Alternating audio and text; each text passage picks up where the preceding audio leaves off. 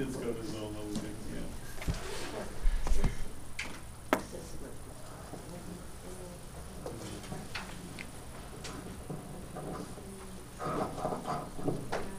Not too expensive. Okay, good. Not too expensive.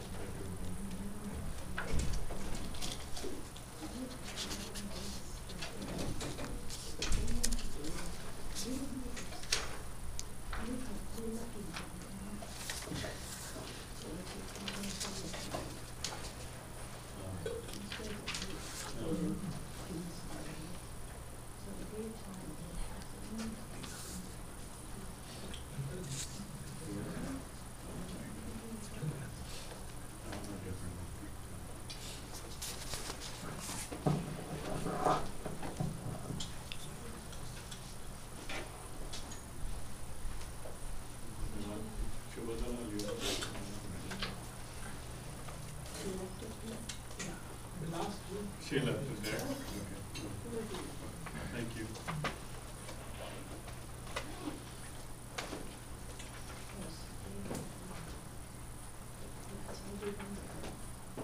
You do have to put it in pause.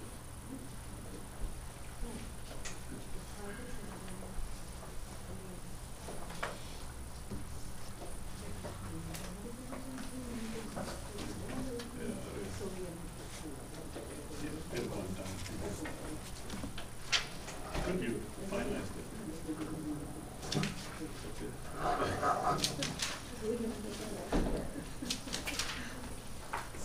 Last bit is scrambling my board. Yeah, so we just do more work before.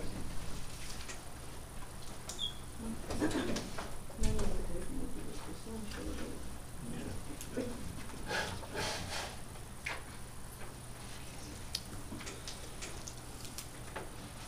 There's more people on this side than on the other side. There are more chairs there, so it's okay. Two. Okay, so let's get started. So we kind of start a new part of the Bhagavad Gita today, in the sense that up until now we were focusing on the introduction to Vedanta and also an introduction to the structure of the Bhagavad Gita, especially the first 6 chapters. And as you know, there was a class already in progress where we had gone through most of the, almost all of the verses of the first 6 chapters. And so we spent a lot of time, this class has been going on for 3 years or so, I think, something like that. So we kind of now turn the page to a new way of learning. And so what that would mean is, we turn the audio on so that if people want to look at that. Let's do this. Let's do a simple prayer first and then we will start. Om Sahana Bhavatu Sahanau Bhunaktu Sahaviryam Karavavahai Tejasvinavadhitamastu ma vidvishavahai. Om Shanti Shanti Shanti. So continuing on, so we'll start a new, turn the page into a new way of looking at this. So what I think would be good to do after some experience of teaching for a while and looking at the students and so on, is the following. We are going to do a mixture, not a mixture, but a sort of like a somewhere in between a conceptual teaching and a verse-by-verse teaching. So before that, we were doing a verse-by-verse teaching before this class began, and then we kind of went into a more of a conceptual teaching. And so from this point on, I think we'll do a mixture of both of them. Okay? So what it means is the following. I'm not going to go through each verse and explain the meaning of it, but I'm going to take groups of verses that conceptually hang together and explain what the meaning is. And sometimes we will go into individual verses if they are very important. So that's what I'm going to do from this point on. I'm hoping that the people that joined us 16 weeks ago have now enough background that they can follow the more detailed explanation of chapter 7 that we start today. I'm hoping that. If you have any problems and difficulties, you can of course always write to me. And it's very possible that some of you may not have enough background to be able to fully get what we are going to be doing. But I'm not doubting you. I think that you will all follow the teachings quite well, and so we will go with that. So now as I mentioned to you, I don't know if you have a chance to, I'm sorry I sent that email so late, but as I mentioned to you there, what we will do is,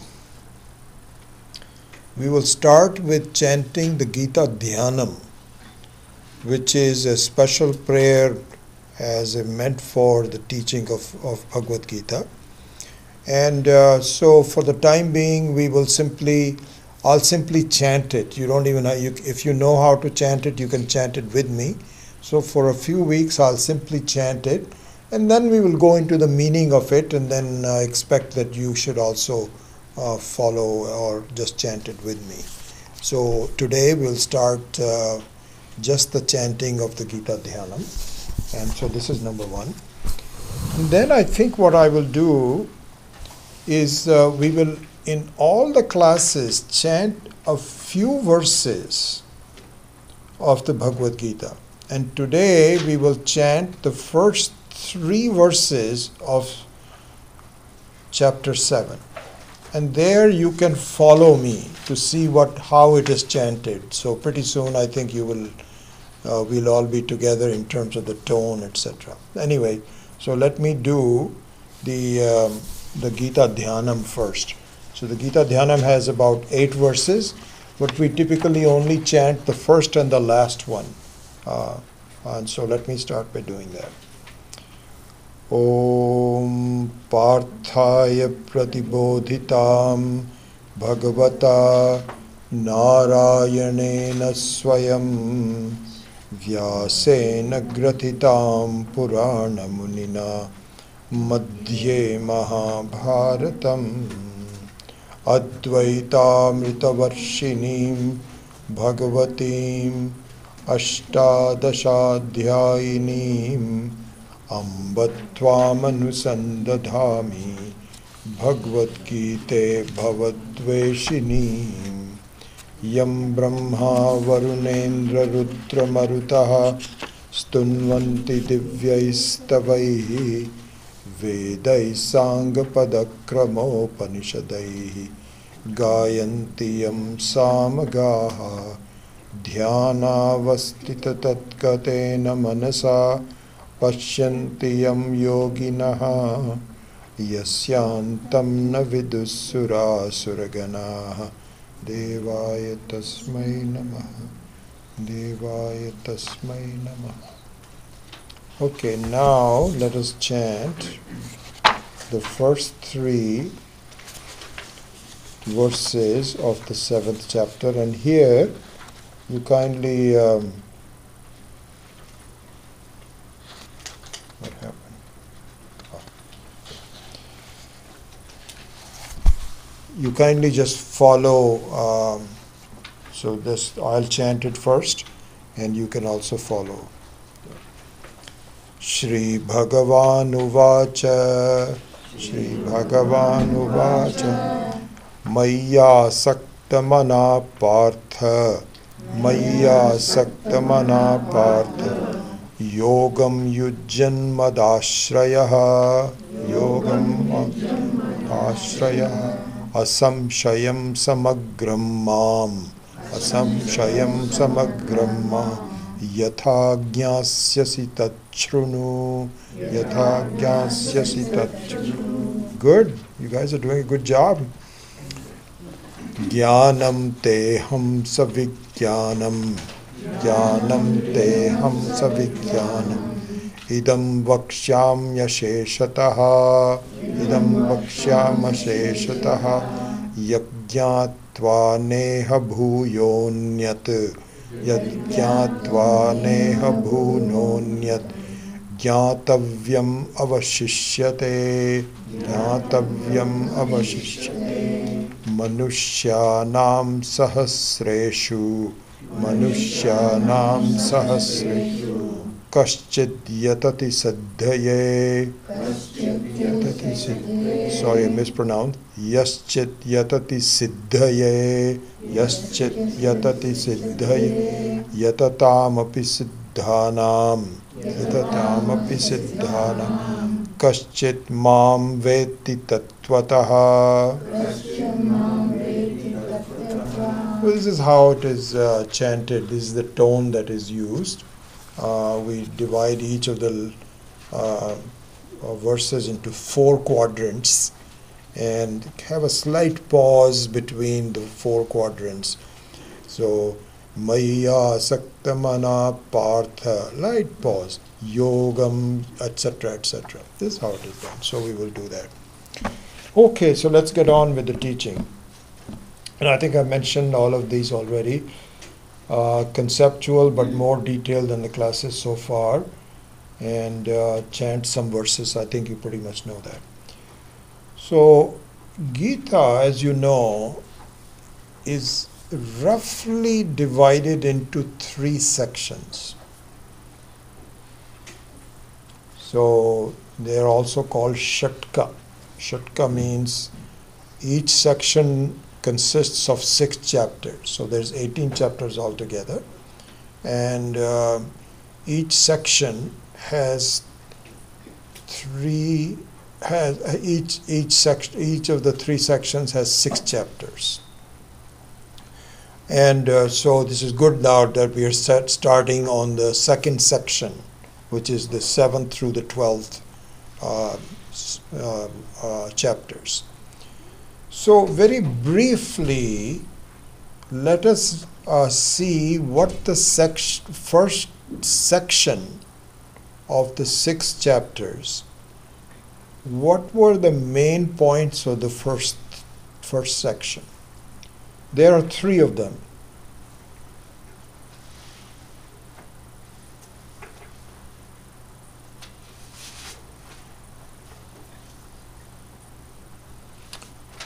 So the first one is Jiva Swarupam.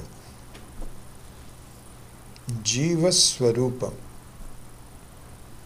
meaning the nature of the individual. This is an interesting thing to know. Usually, in many of the religious thoughts, even spiritual thoughts that we see around the world, various ones, what is given is the starting point is God. Okay, you need to get to know the God and what is God all about, what is the nature of the God, etc., etc. In the Vedas, this is different. Generally speaking, with some exceptions, in the Vedas, the individual is started first. And there are various reasons for it. There are some exceptions, like for example in Ishavasya Upanishad, it starts with God right away. But it's very few exceptions. Generally speaking, what is highlighted is the individual. Jiva. Jiva is the individual, you and I. And there is a reason for doing that. Lots of reasons. The reasons are that, first of all, we can relate better to what we already have an experience of. God, we don't have an experience of. We don't know where the God is, what is the nature of God. We have no idea. So, if there is a teaching that starts with God, it embraces unfamiliarity. It's more difficult to grasp. God will come later, as we will see in a minute. But the first starting point is a complete examination of yourself. What are you consisting of? And they're very similar, it turns out. The description of God and the description of human beings is very similar, very slight differences. Basically, they are the same. How? Because in the study on the individual, we saw already, and I think all of you have seen this in our introduction to Vedanta, that the jiva as the God later, but let's not talk about God now, let's just specifically talk about the jiva, consists of two parts.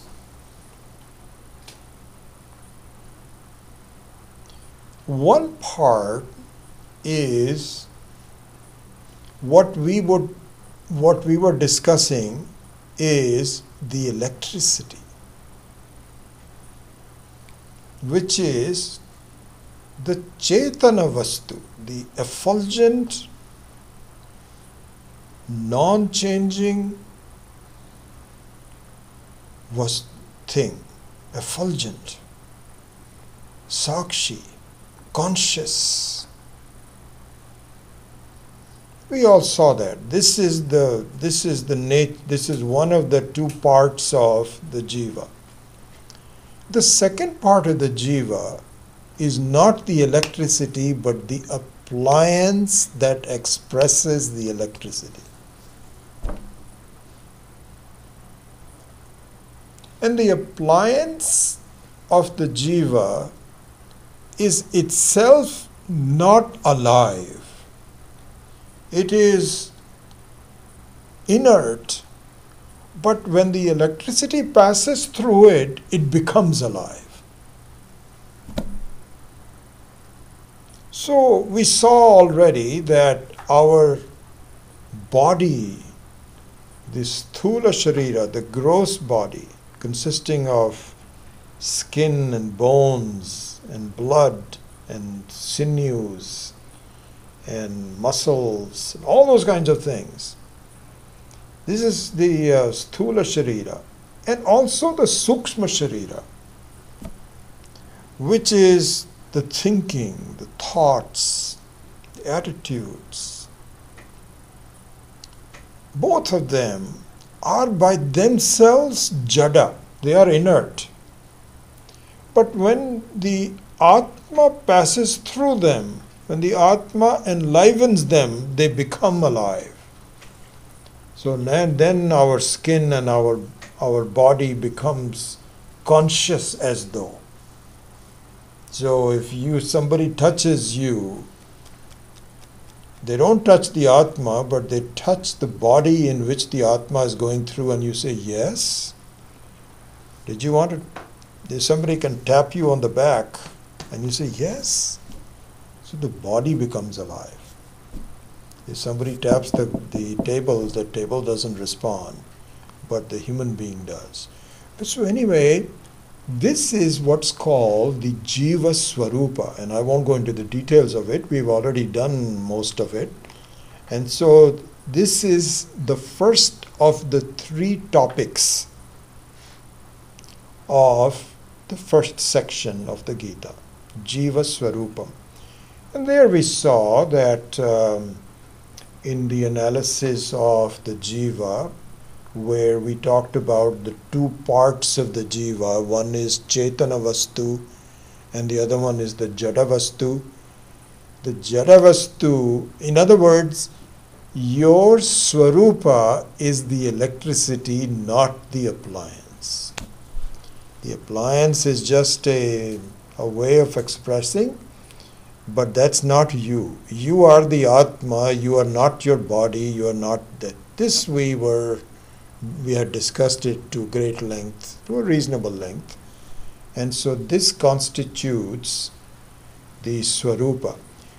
Now this Swarupa is not obvious to us. It's not obvious to us. Why not? Because you always take the appliance to be yourself.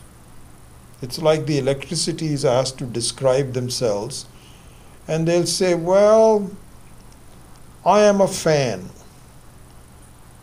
Electricity is not a fan. It's something which is independent of fans and air conditioners and heaters and so on, but it takes itself to be a fan. So similarly, we also feel that I am this body. This is the problem. This is not correct, and this has to be corrected. And the way to correct it is the second topic, which is called Karma Yoga. So the Karma Yoga is an aid to understanding. And how is that done? We have already done. I'm not going to the details of it because I have a lot to cover, but just very briefly, how does that happen? How does the Karma Yoga become an aid to the understanding? Because you need to become a little bit open to the idea that you are not just the body-mind complex, but something more than that. You need to change your attitude towards your life. Right now, my attitude is very parochial. I'm very selfish. That I am very involved in making sure that my whole life is serving me well. And so my attitude towards karma, and so on and so forth, is all based on reinforcing the fact that I'm a body. My reference point is all the body and mind. When I say body, it means the complete complex of sense organs or body, mind, etc., the whole thing, jivatvam. So my karma becomes a reinforcer of the fact that this is what I am. Karma yoga, on the other hand, starts to diffuse it. I need to slowly become open to the idea. And I cannot be open to the idea until my attitude changes. This is the utility of Karma Yoga. And this was the second highlight of the first 6 chapters. So the first one was Jiva Swarupa, and the second one was Karma Yoga. The third one was Prayatna. Prayatna means to the individual efforts to accomplish number 1 and 2. What it means is, please rearrange your life to do what you were supposed to do, which is to understand that you are the effulgent Atma, not the body. This requires some effort. Requires some effort on your part. You have to, literally what our acharyas say, the word they use is, you have to transform your life in a new direction. And it's not going to happen until you set your priorities in the right direction. This was the third topic, called prayatna. And there we saw, these are words of Swami Paramarthananda, I really like them. He says what it means is, you start with rearranging your thoughts, getting the right thoughts in your mind. By the way, this is the very reason for the Gayatri mantra. The Gayatri mantra, Bhurbhuvasvaha tatsaviturvarenyam bhargo devasya dhimahi dhiyo yo naf prachodayat. So the main reason, the main topic of that is naf prachodayat. May my thoughts be directed in the right way. Ishvara, can you please make sure that I am not wasting my life into unproductive things, but I am, in other words, not towards the appliance, but towards the electricity. So these are the thoughts. And through those thoughts, then the right actions and words will come out, will be utilized. And through the right words and actions, habits will happen. And through the right habits, character happens. And through the right character, my destiny changes. So this was the third topic of the first 6 chapters. And the funny part is that these are not, and this is characteristic of the Bhagavad Gita. It's a complex book, and you won't find, in a particular place, okay, these are section number 1, got it? Here's section number 2, did you get this? Section number 3 is prayatnam, did you do this? It's kind of woven in between. And it requires someone to guide us through what are the main ones. This is the wisdom of the Mahatmas.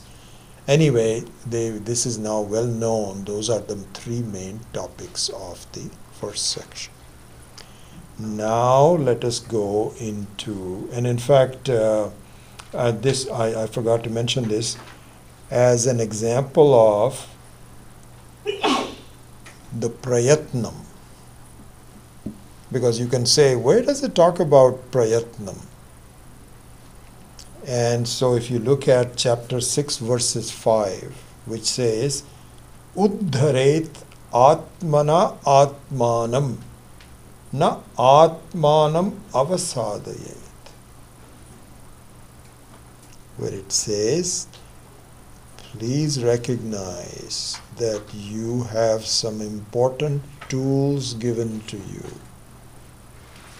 Important tools in your life. Just like car is an important tool, knife is an important tool, and food is an important tool. One of the most important tools given to you is the nature of your thoughts.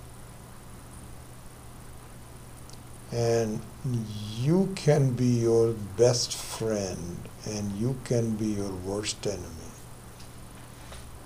Don't misuse your mind. Please be confident, happy, and confident for going further. But you need to commit yourself for your own good. Don't waste time. So this was the series of topics that was given in several places, but here cited as one specific place where this advice was given. Anyway, so that completes our quick review of the first 6 chapters. Now, when we look into the review of the second 6 chapters, which we begin today, you will see a similarity between the first one and the second one, and a similarity and a dissimilarity, but a comparison. So let's go into that. The first one is not Jiva Swarupa, but Ishvara Swarupa. So this is an important thing to see, that the focus on the first 6 chapters was the individual. The focus of the second section is God. Why that is the case and how is that utilitarian to me, this we will see later. But at least in terms of the focus, this is important to see. The nature of, just like we saw, the nature of the individual, the functioning of the individual, the capabilities of the individual. Here we are going to see the nature of Ishvara, the functioning of Ishvara, the glory of Ishvara. The main focus is going to be on Ishvara. Now, one thing you should see is, again, my earlier comments, that it's not as though this is cut and dry. It's not as though God was not talked about in the first 6 sections. But the main focus was the individual. Similarly, in the second section, it's not as though the individual will not be talked about. But the main focus is Ishvara. Okay?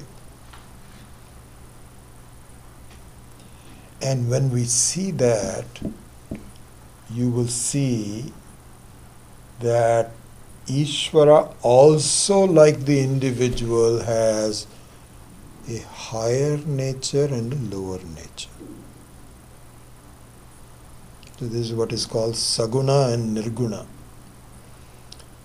The lower nature is like the appliance, just like the individual. The higher nature is the sentient, which is like the electricity.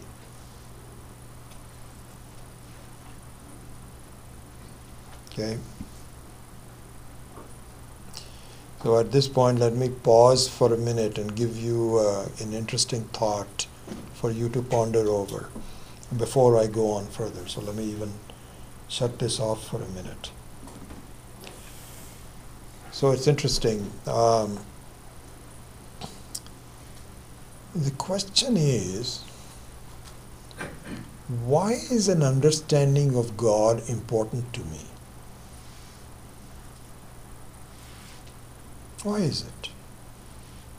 Can't I just do without? I'm very happy you told us a little bit about God and so on and everything, but really, should I not just be focused on my life and just be a good person, and then isn't that enough? This is the question that we all have and should have. So it's very interesting.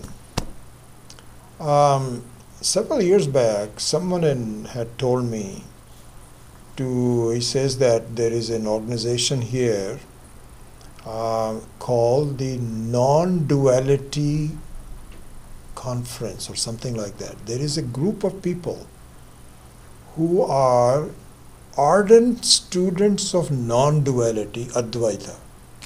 This is a Western group.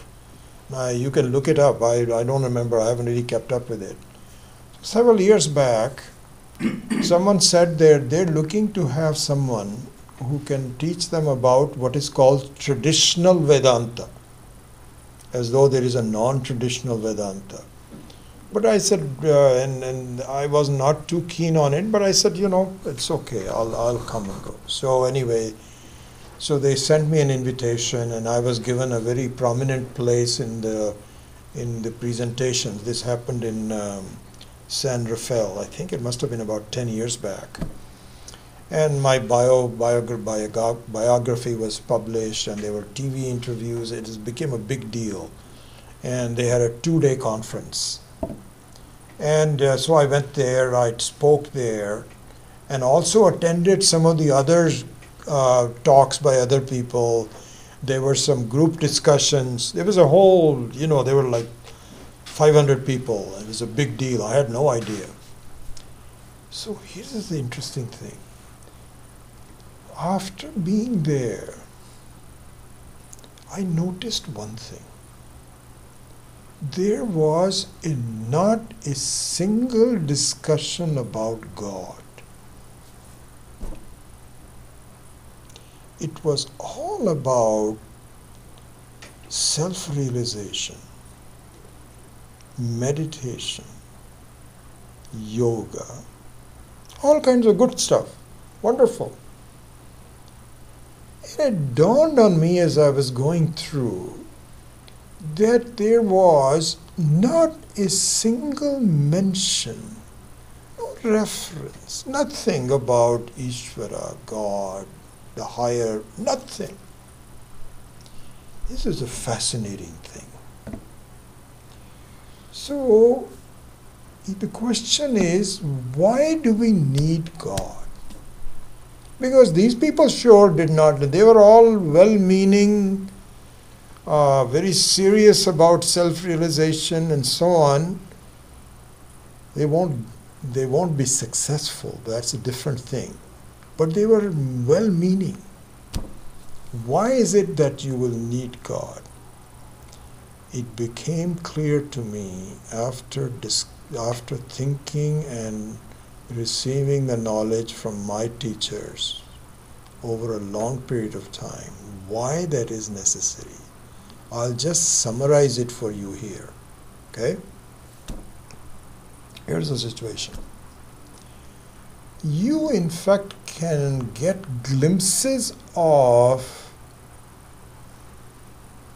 the Atma by some learning and teaching and meditation. You can do that.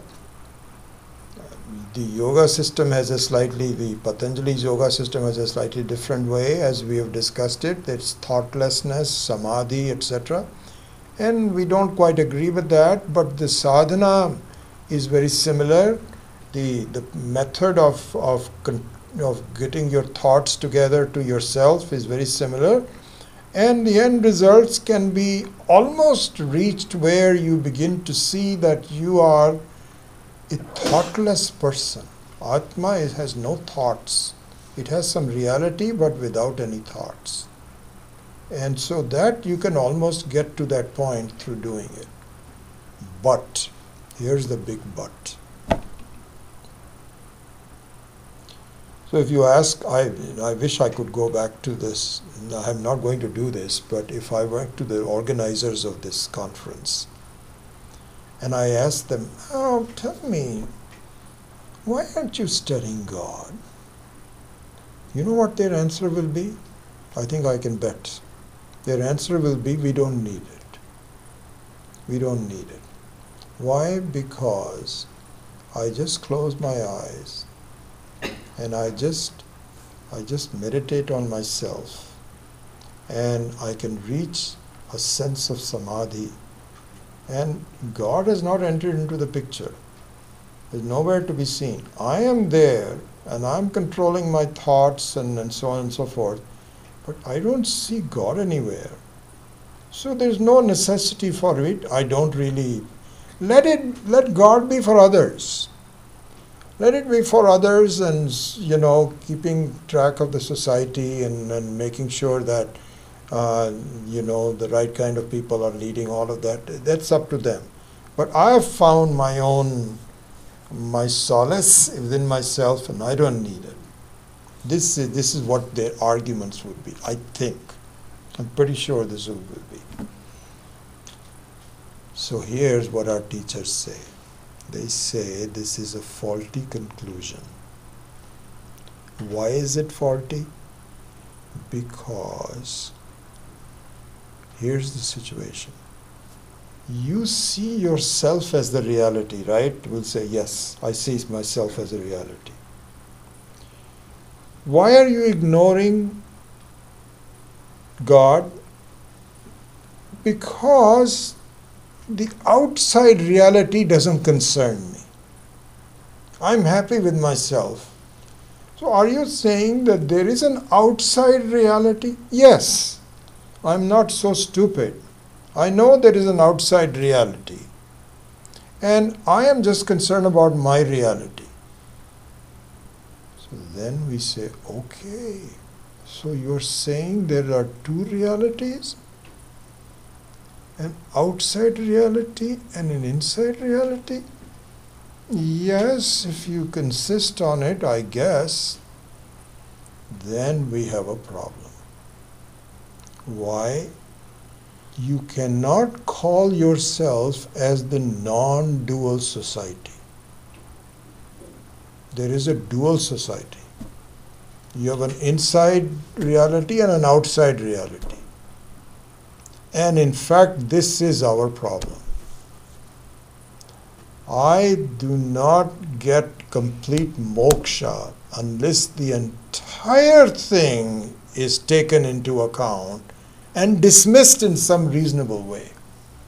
You cannot ignore it and say this.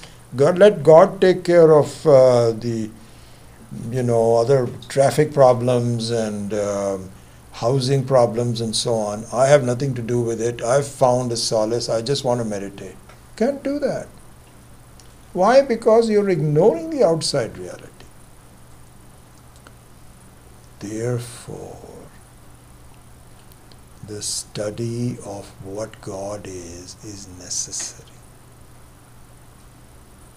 This is why the second 6 chapters is necessary. What you will find is that your concept of God is flawed. Swami Dayananda used to say that. I remember one time he says, you go to some social get-together and then somebody just asks you, do you believe in God? And if somebody asks this question in this kind of a provocative manner, you know what it means? That I don't believe in God. Are you ready to have a debate? And so be careful, because most of the people, as I was discussing in the first class, many of the people, especially in the Silicon Valley, are very smart. They're very intelligent. They can come up with all kinds of arguments to defeat you, and they take away your own confidence about what you're studying. So Swamiji used to say that when somebody asks you, do you believe in God? And you should say, yeah. Don't you? He says, nope.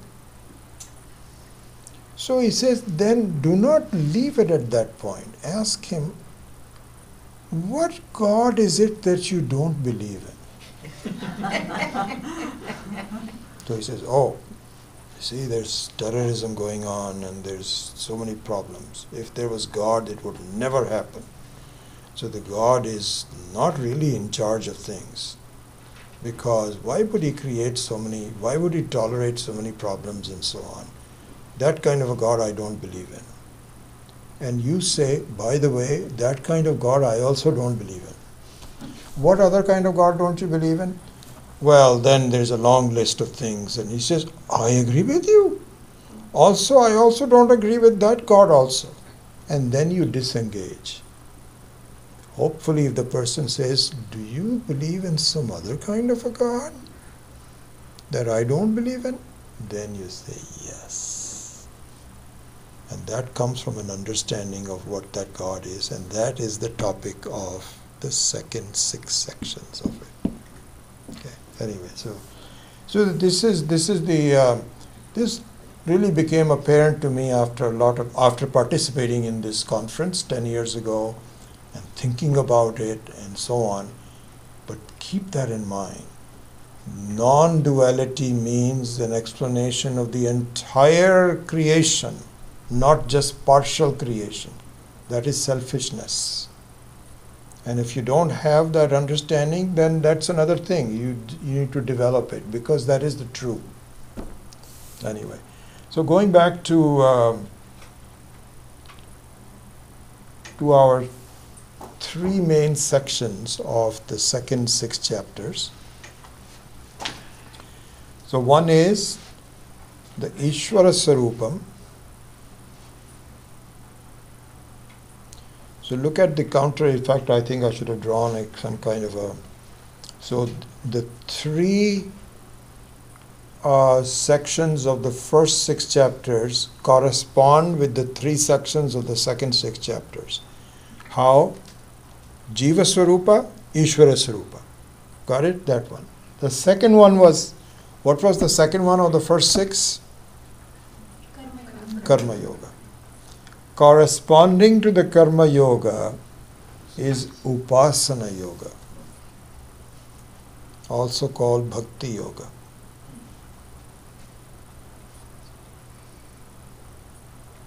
Okay? So the Vedas are divided into 3 sections.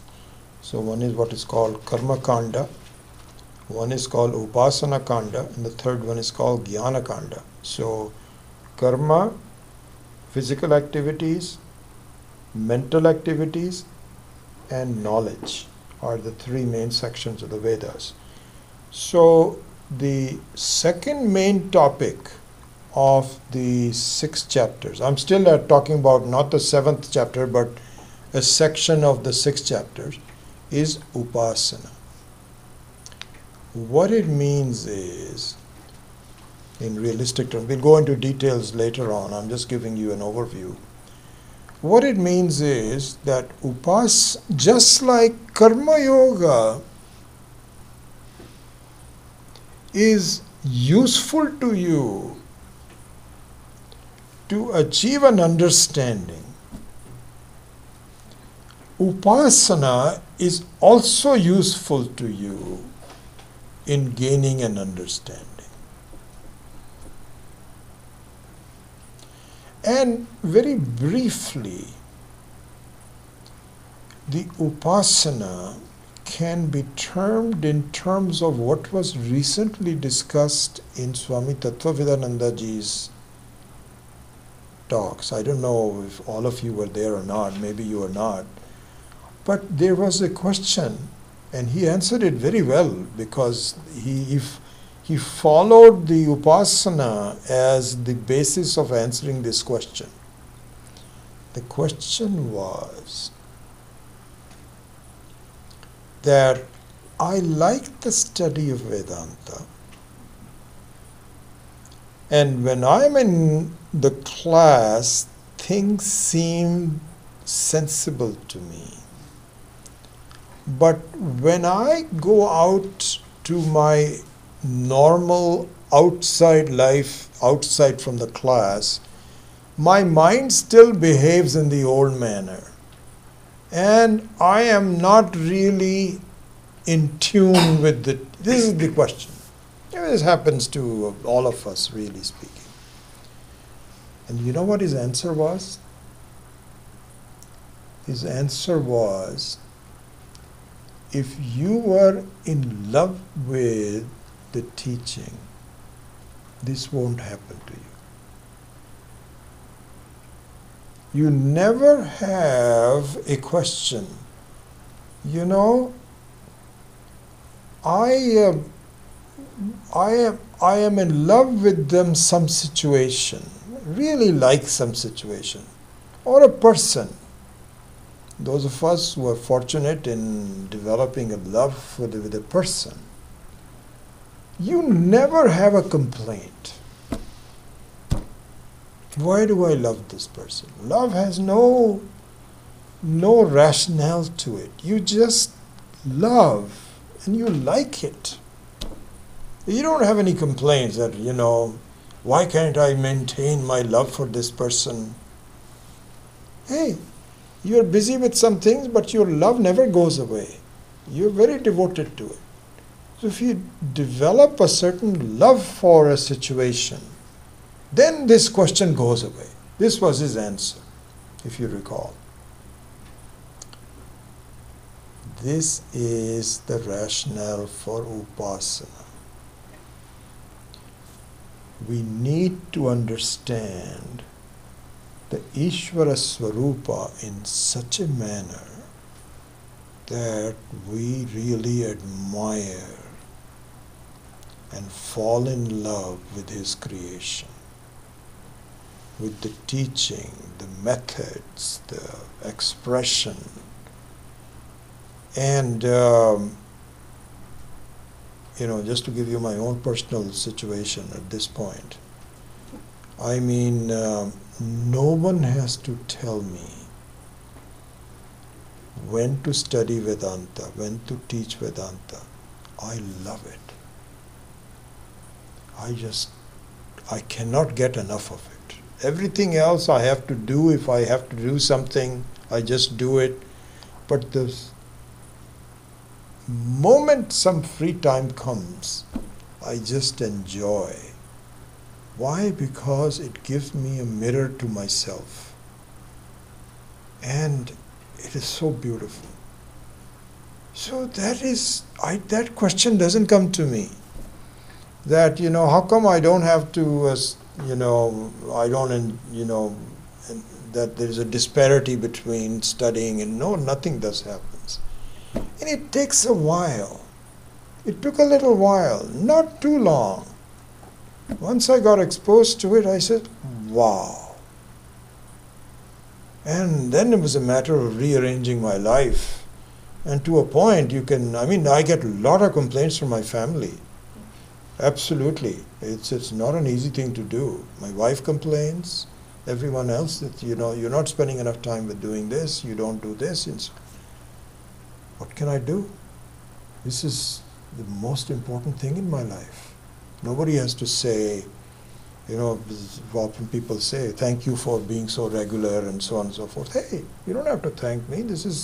I love this.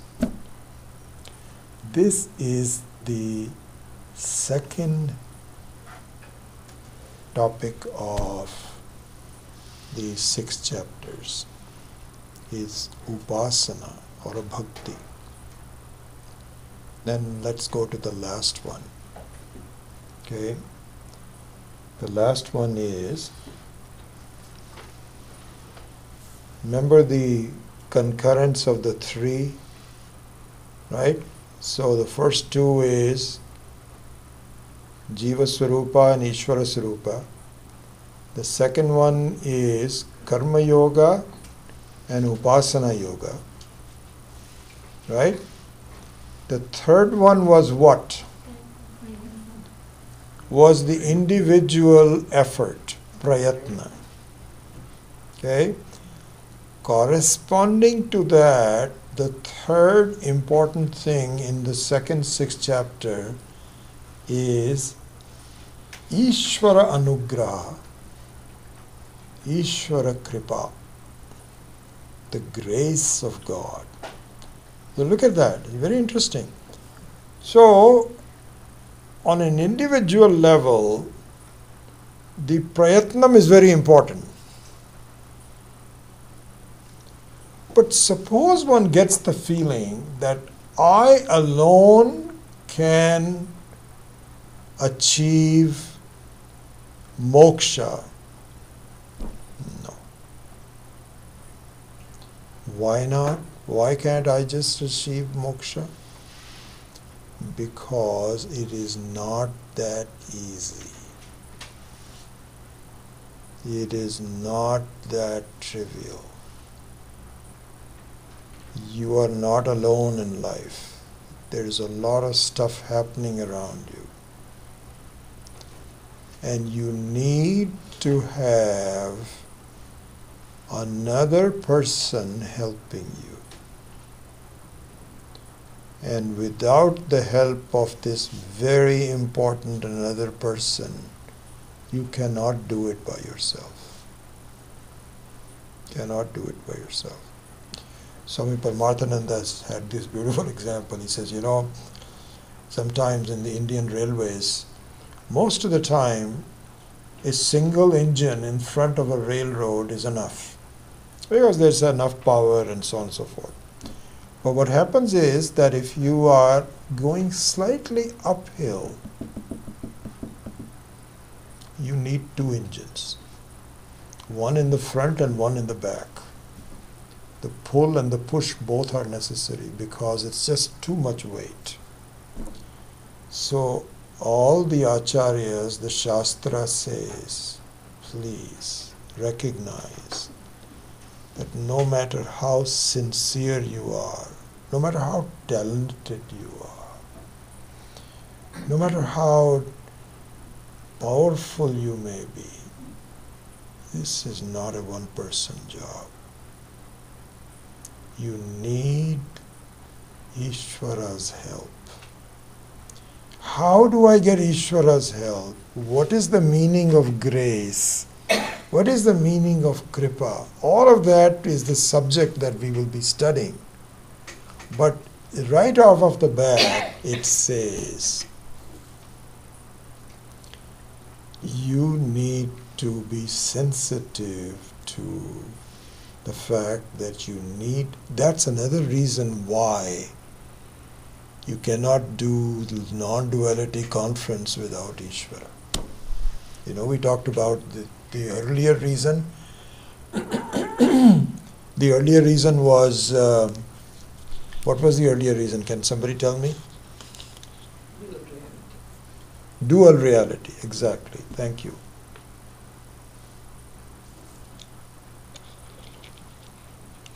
This is another reason, which is it's not realistic. You have to submit to a higher authority. And so this has to be done both with both of you working together. And so the grace of God is important for gaining the freedom. Okay? So with that, the overview of what we are going to do in the next 6 chapters is now done. And we can now get into the specifics of the 7th chapter. So I go back to my earlier assertion that the way we will be treating this is a combination of a conceptual treatment and an actual verse-by-verse treatment. So to take a first one into account, let us look at the 7th chapter. Okay? So in the 7th chapter, the name of which is Jnana Vijnana Yoga. That's the name of the chapter. Jnana Vijnana Yoga. So the word Vijnanam has a prefix to Jnanam called V, which stands for Visheshena, means very particular. This is a general knowledge and this is a very specific knowledge. And both are necessary. In fact, Krishna will make a statement that you need both of them. By knowing which both of them, you will be free. So Jnana Vijnana. So how do we define what is Jnanam and what is Vijnanam? So slightly oversimplifying, it's not completely accurate, but almost very accurate, is the Jnanam is devoted to the lower nature of Ishvara. So just like the human beings, that we also have two natures, one is the electricity and one is the appliance. Similarly, Ishvara has both the nature, the lower nature and the higher nature. And some of the words used there are apara prakriti and para prakriti, and saguna brahma and nirguna brahma. The lower nature is saguna brahma. So the lower nature means the way the world is constituted, the way it works, the way the appliance works. So the way the appliance works is a science. How you construct a fan, of course you recognize the electricity as a very basic necessity for it, but how the utility of that appliance is has to be designed. So similarly, the whole world, the reality is the Nirguna Brahman, but the expression of the Nirguna Brahman is the Saguna Brahman, how the world works. So the devotion to that aspect of Ishvara is called Jnanam. And the reason why you need Vijnanam and not Jnanam enough is to see that Vijnanam, which means the Nirguna Brahman, even though it seems to be intricately connected to the Saguna Brahman, it's not. Like the electricity is independent of the appliance. It has nothing to do with the appliance. So even though the appliance needs the electricity, but the electricity doesn't need the appliance. If you want to heat or to cool, then you need the appliance, but by itself it is independent. So this is exactly what we have to see also, is that even though I'm happy to be functioning as a human being, but I don't need to. I'm okay the way I am. This is not clear yet to me. And the big push was given in the first 6 chapters. Now another push is given from the standpoint of Ishvara. And then slowly, with the help of both of them, this is where the 2 engines are necessary. Slowly my mind will grapple with the fact, because the issue is, this is what Vedanta says, this is what is called praptasya praptihi. Remember, we saw praptasya praptihi. So praptasya praptihi, you are already free. It's not as though you have to become free, but you have to become free by the way you approach your life, your mind, your things. You yourself are not accepting of the fact that you are free. What can we do? So you just have to just work on it until you're already free, and then you say, my goodness, I didn't realize it. Amazing. Here Swami Mohan, I think it was Swami Viditatmanandaji had given this example. He said, what they do sometimes is, so they have these cow herds or sheep herds, it doesn't matter, cow herds, let's say cow herds. So they have a lot of cows, and they need to bind them so that they don't run away. So they have to put some rope around the necks of the cows and so on. So sometimes he says, I've seen this in villages, they don't have enough ropes for everyone, all the cows. So what to do, because if at night time one of the cows can just wander off to somebody else. So what they do is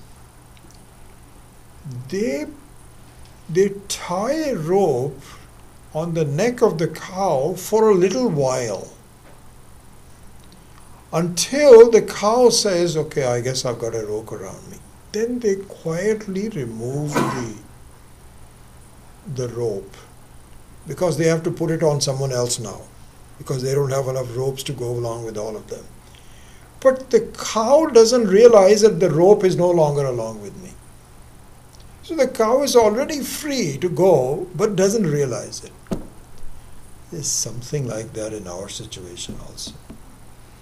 Shastra says, hey, you are free to go. Then we say, no, I'm not free to go. I still am a very limited person. So it laughs at it and it says, one day you will see there is no rope around you. You are free to go anywhere you want to. And then you say, oh, I didn't realize that. That's what will happen.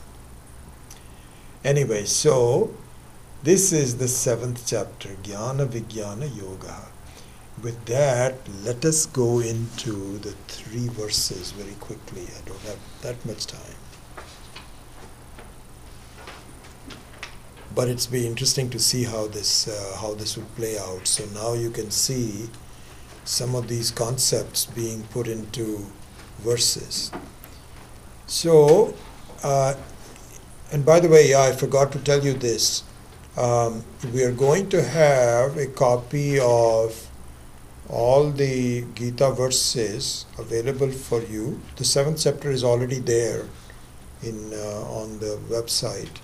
So you can just copy it, and please just bring, maybe it will be best to keep all of the 7th chapter together. I think it will be some pages.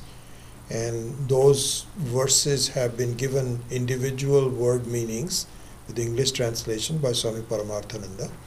And so if you could please bring that with you, that will be very useful. So with that. So the first 3 verses describe the overall sense of the 7th chapter. So Sri Bhagavan Uvacha. So Krishna says,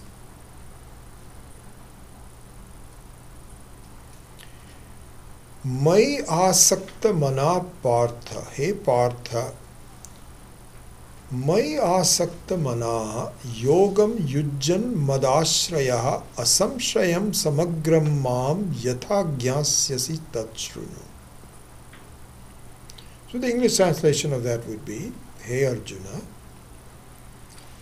with a mind committed to me. Me means the Ishvara here, because Krishna is an avatar of Ishvara.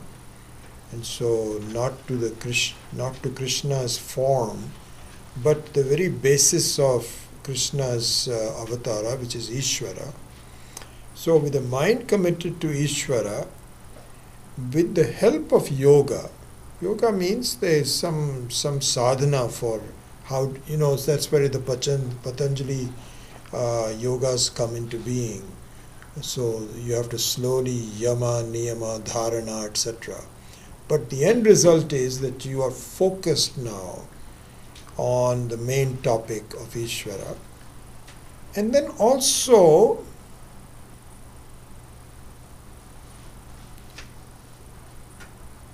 Yunjan Mad Ashraya.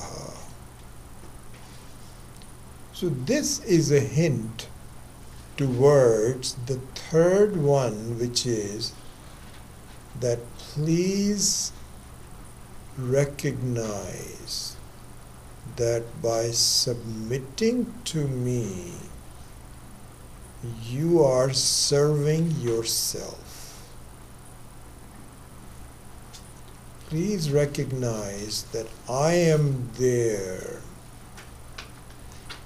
You please surrender to the reality that I am there with you.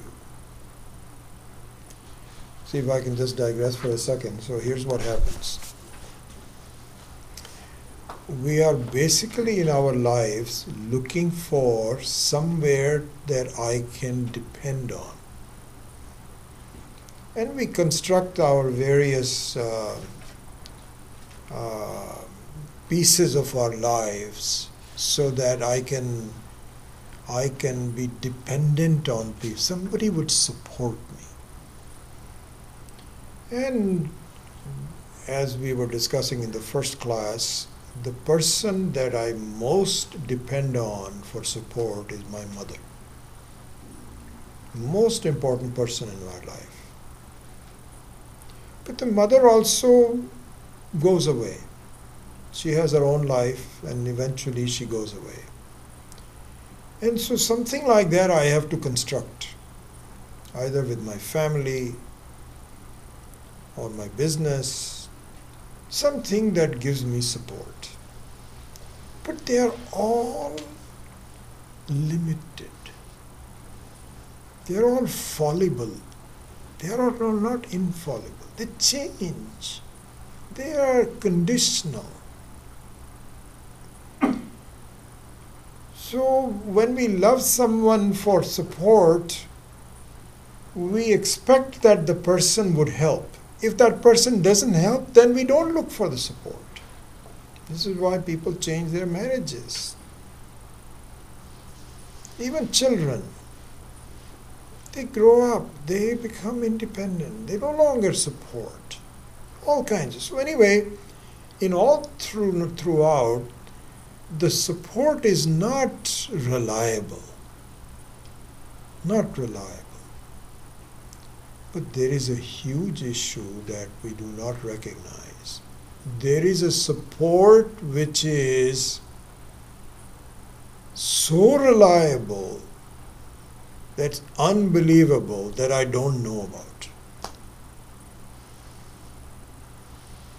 And so reliable means, because in all the other cases, they may be there as a support, they may not be there as a support. But Ishvara, as myself, is always there with me. It's just that I don't recognize it.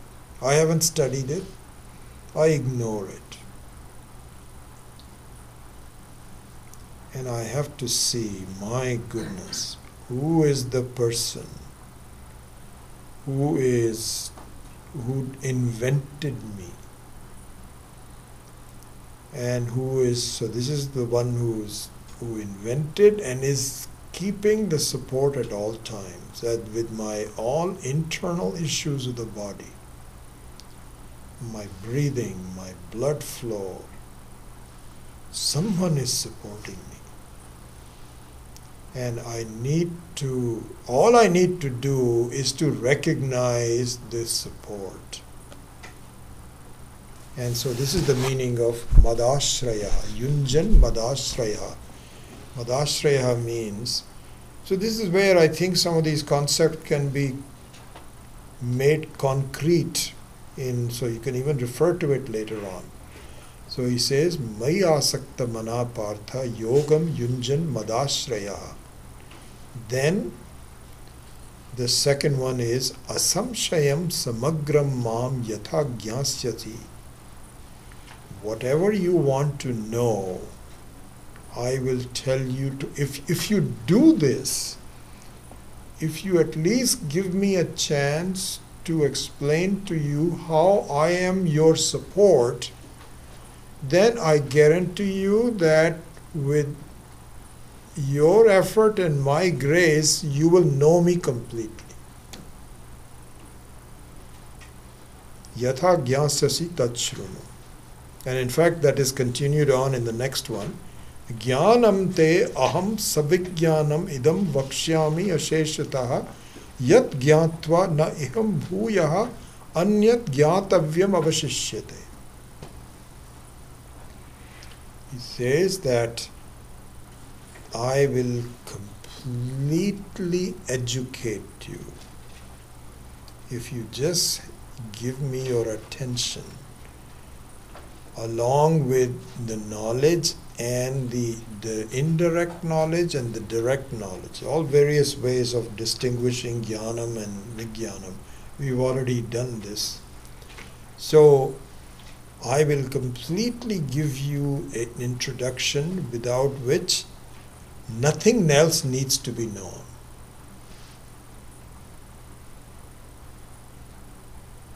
There's a very famous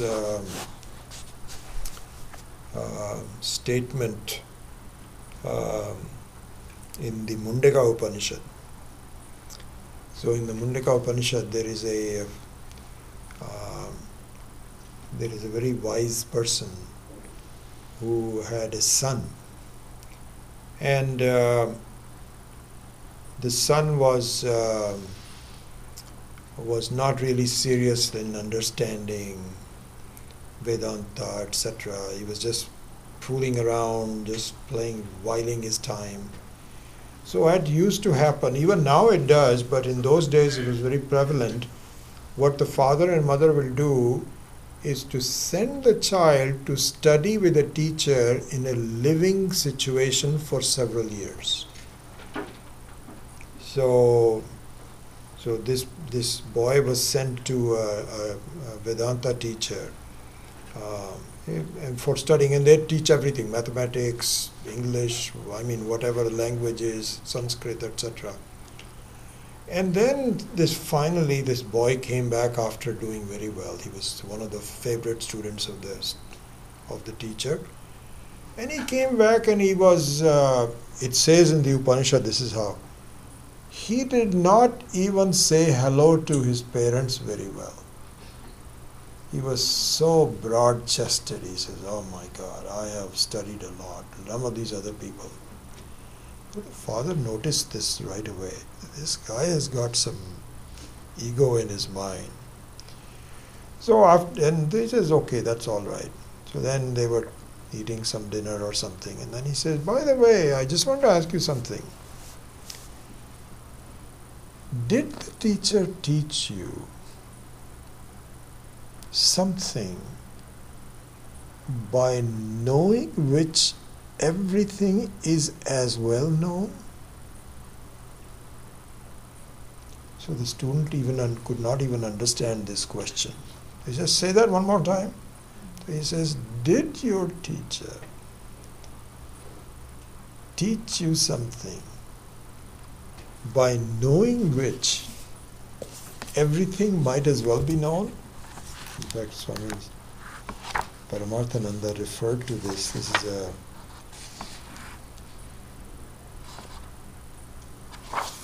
second, hold on just a second.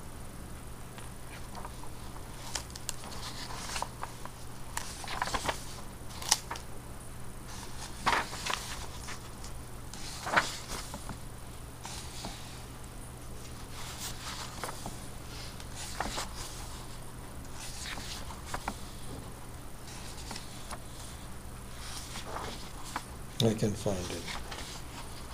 The exact ones. Anyway.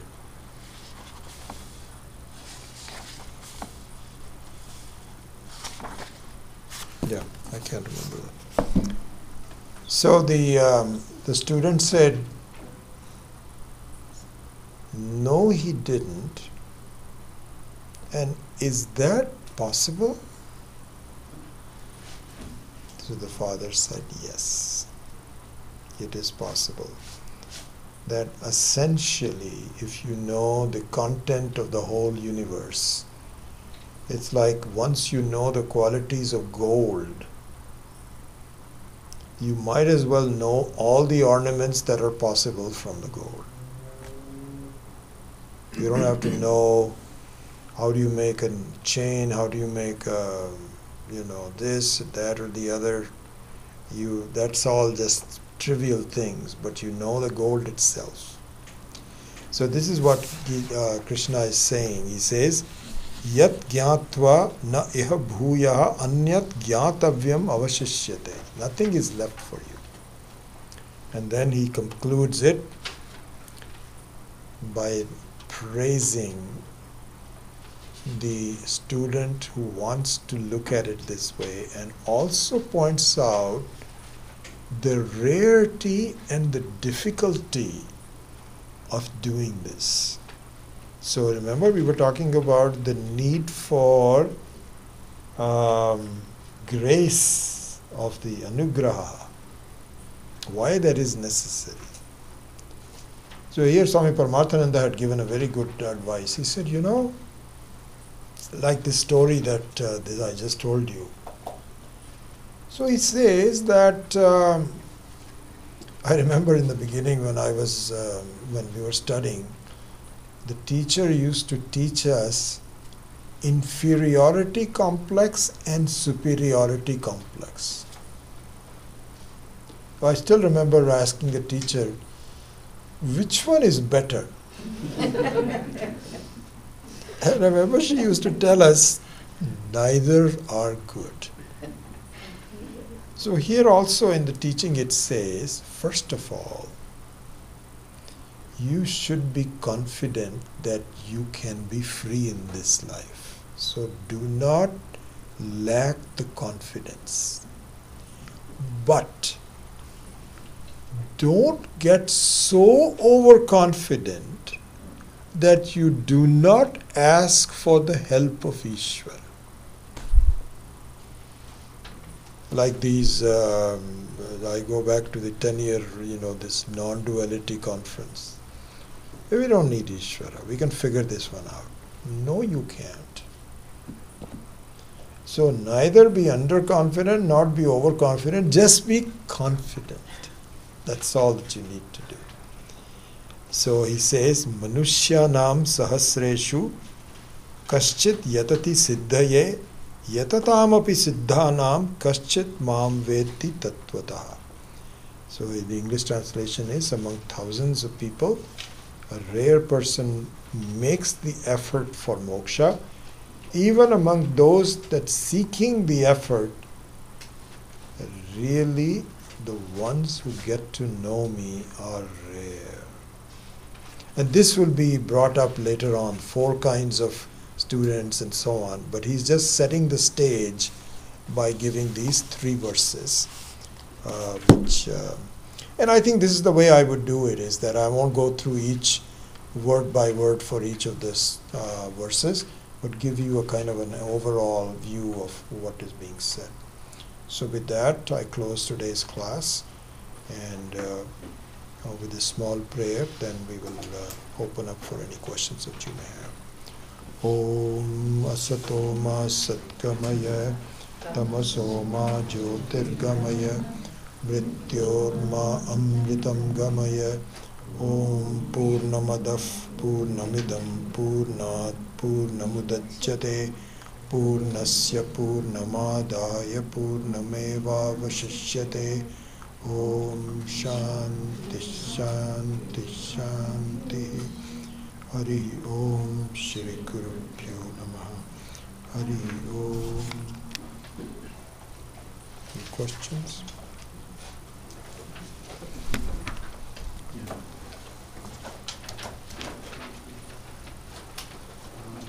Yeah.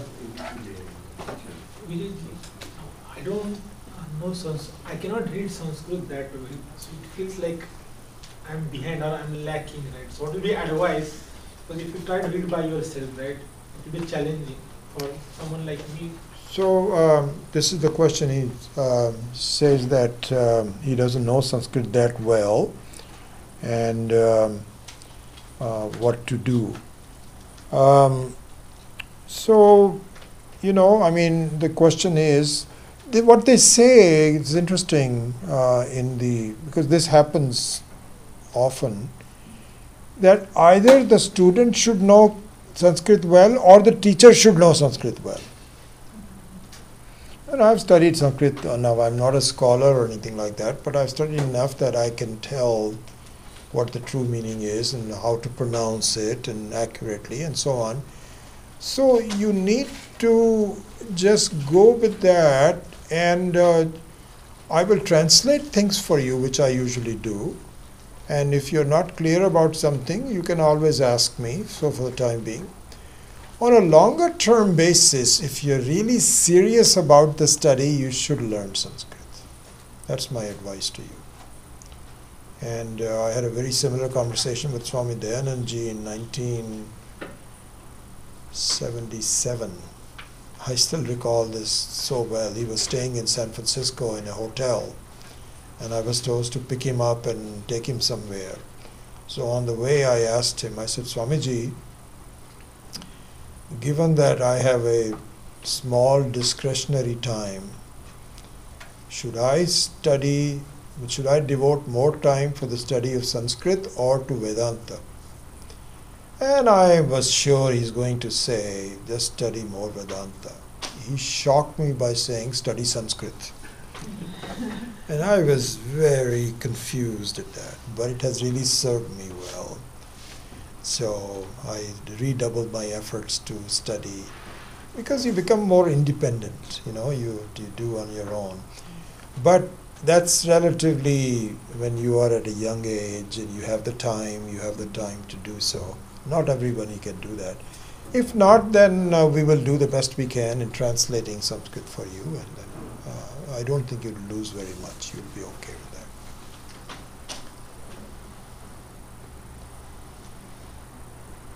Any other questions? Very good. We'll see you next week. Do you mind me seeing number 2? I see number 3, number 2. Okay. Thanks.